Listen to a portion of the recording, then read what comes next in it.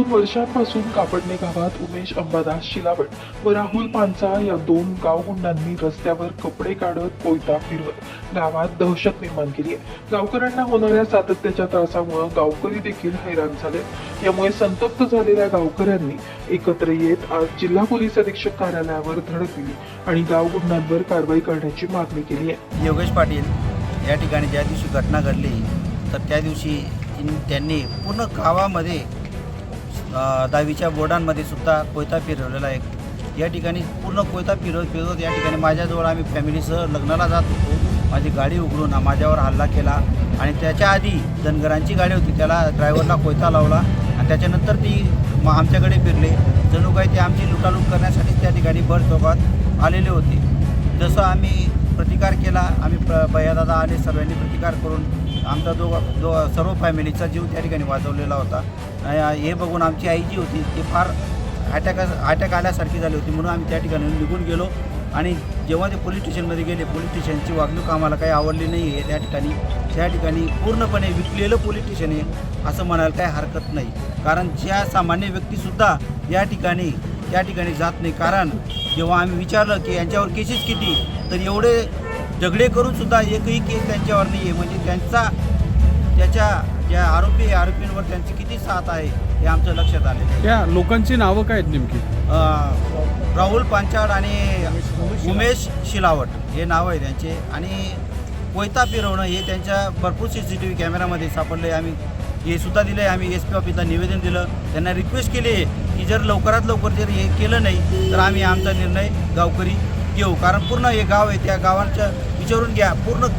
पूर्ण आम्ही असं किधरून गेलो की आमचा जीव धोक्यात आहे। मुली तिकडनं येतात, त्या मुलींची सुद्धा छेड काढतात, लेडीजांच्या याच्यावर पटुकडे फोडतात। केव्हा काय होऊन जाईल या रस्त्यावर सांगता येत नाही, म्हणून इतकं दहशतीचं वातावरण फक्त 2 जणांमुळे या ठिकाणी कापण्याचं वातावरण बिघडवलं आहे। आणि याला श्रेय याला जे मातवता आहेत ते फक्त पोलीस स्टेशन। सर, माझं नाव कविता योगेश पाटील, मी कापडणे गावातील रहिवासी आहे। तुमची तक्रार अशी आहे की ह्या गावात जे 2 गुन्हेगार आहेत, नालायक बंडखोर, त्यांनी मी दिनांक 20 तारखेला लग्नाच्या 40गाव इथे लग्नाला जात होती माझ्या फॅमिलीसह, तर त्यांनी अचानक आमच्या गाडीवर हल्ला केला काही कारण नसताना। म्हणजे आधी ते आमच्यासमोर एक गाडी जी होती त्याला ते कोयता दाखवत होते, त्याच्यानंतर ते आमच्याकडे आले आणि असंच म्हणजे काही कारण नसताना ते असेही गावात दहशत माजवत असतात। जेणेकरून या गावातील दहशतीचे वातावरण कमी व्हायला पाहिजे आणि आमचं हे गाव तंटामुक्त गाव आहे। हे आमचं कापडणे गाव धुळे जिल्ह्यातील नावाजलेलं गाव आहे। त्या आमच्या गावात अशा काही घटना घडू नये एवढीच माझी प्रशासनाला विनंती आहे। नाव पाटील, तुमचा कापडण्याचे।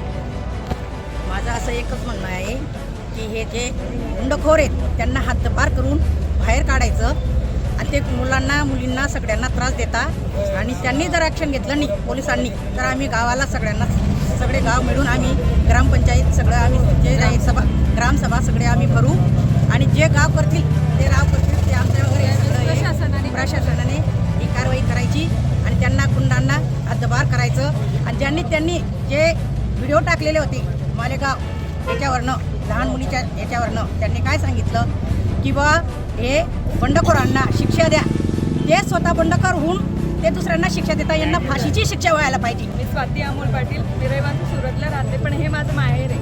पण जसे की आमच्या काकाश्रींवर जे काही घडलेली हत्या आहे वगैरे, जो त्यांनी हत्येचा प्रकार दाखवला, तर ते नको आहे। कारण की हे आज गाव जर हे असेल तर हे आपल्या महाराष्ट्रामध्ये नावाजलेलं गाव आहे। सो त्यासाठी माझं एकच म्हणणं आहे की आज मुलींसाठी कॉलेजला जाणारे मुली असतील किंवा जाणाऱ्या स्त्रिया असतील, सो त्यांच्यासाठी माझा एकच निक्षेप आहे की गावात असे दंडखोर नको आहेत आपल्याला आणि अशी गुन्हेगारी नको आहे। सो त्यासाठी आज प्रत्येक मुलीला किंवा प्रत्येक लेडीजला आज बस स्टँडवरनं येता जाता भीती वाटते।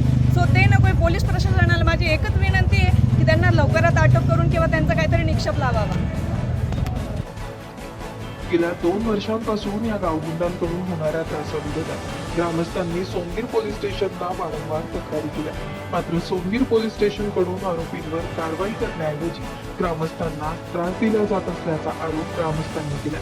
यामुळे या गावगुंडांवर कठोर कारवाई करण्याची मागणी आता जोर धरली आहे।